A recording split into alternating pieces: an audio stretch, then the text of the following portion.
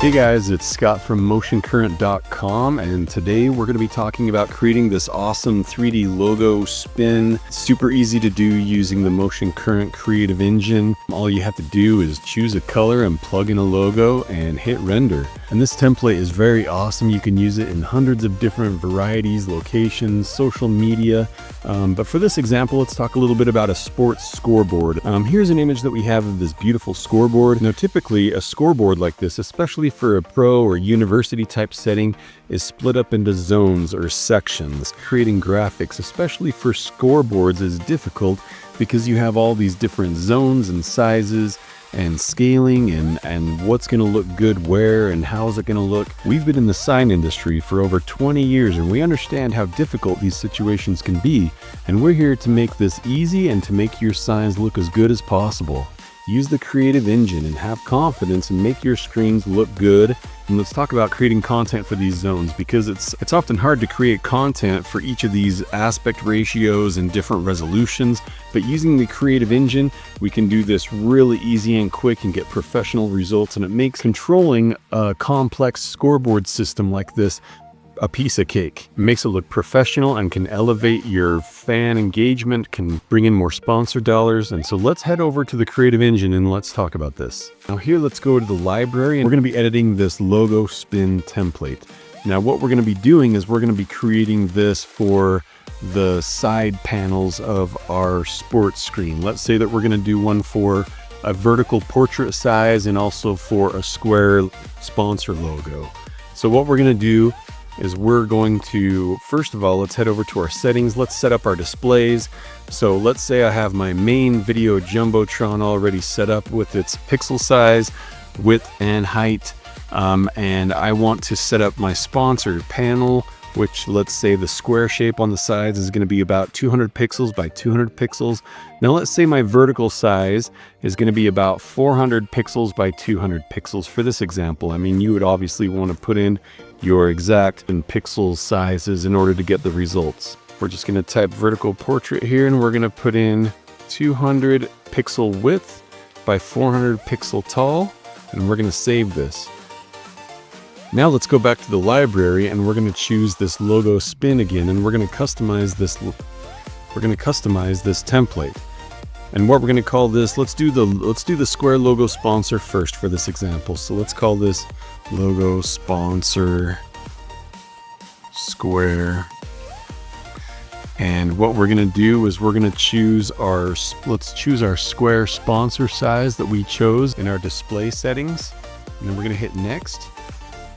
This reference video you can watch is where the placeholder image is going to be, what it looks like. We're going to be customizing some colors here, as you can see on this template. There's a color that's the background color, as well as this rim color of the logo. And so what we're going to be doing here is we're going to be changing this pink color to match the color of our logo. And so let's say I have this logo right here that I found, this Milton High School Eagles logo. And so what we're going to do on this example is we're going to have it changed to be kind of like this dark blue color for our color that we're going to choose. So what we're going to do is we're going to change this color to be the color that we want. For this example, I'm just going to be using this color picker, but if you're the actual school with this logo, you're obviously going to know your hex value, or you're going to know your exact RGB value of all these of your own color of your school. So you can just plug that information here into these fields and hit enter, and then you should be good. In my case, I'm just going to kind of eyeball it here for this example. Drag these sliders around to get the color that you want to get. And I would say that right about here is pretty close to that blue color of this eagle that I'm going to be using right here. So what we're going to be doing is we chose that blue color. We're going to hit next under our next stage, which is now the image stage. So we're going to be uploading an image that's going to be replacing this placeholder image here on the template.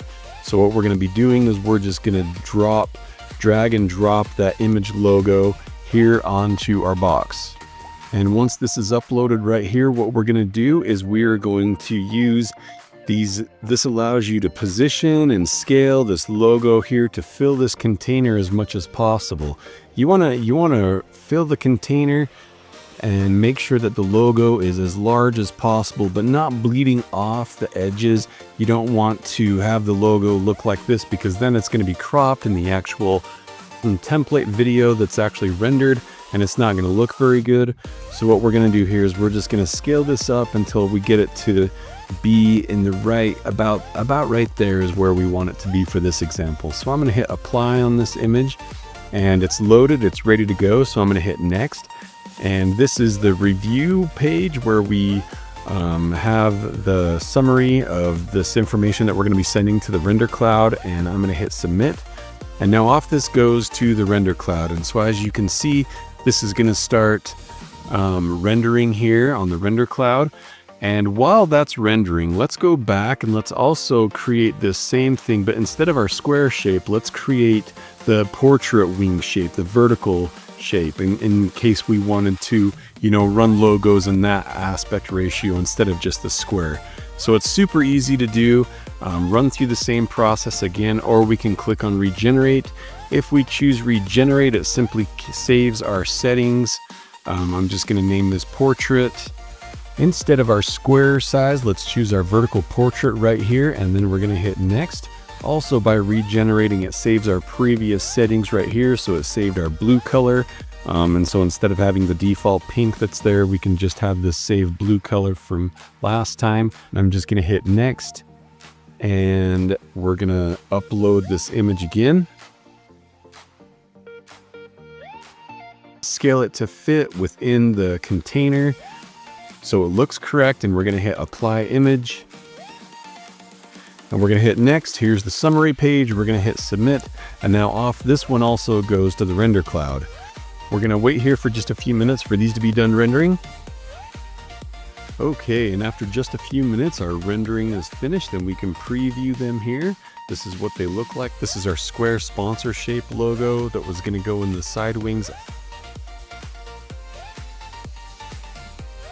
And this is our vertical size that we put in there that's going to be on the wings as well. So we can simply download these videos and put them into your scoring system, whatever you're using, whatever company and brand system you're using. Simply plug them into the right zoning section, and you're ready to roll for game day. The cool thing about the Creative Engine is that it can be used for any size of sign, any sign manufacturer. The Creative Engine is here to make your screens look as best as possible. Again, this is Scott from Motion Current Creative Engine. See you next time.